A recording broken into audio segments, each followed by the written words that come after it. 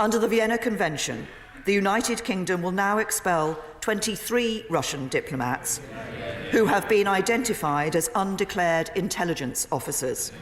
They have just 1 week to leave.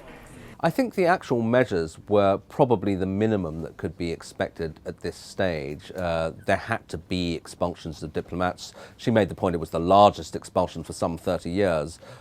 So in that sense, it's pretty firm. But she didn't, as yet, go further in looking at some other measures that people have been calling for, such as going after the wealth of Russian oligarchs and friends of Vladimir Putin who are based in London, or indeed banning Russia Today, the television channel.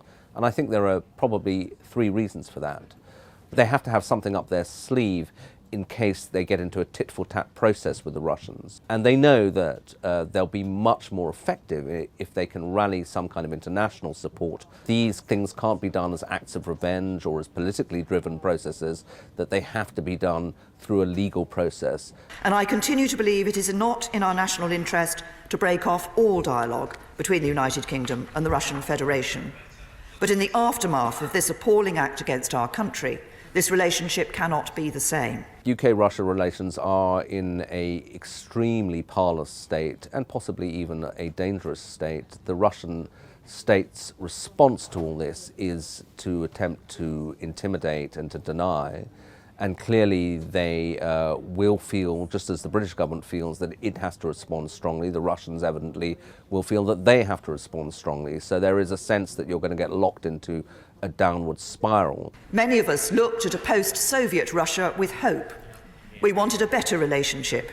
And it is tragic that President Putin has chosen to act in this way.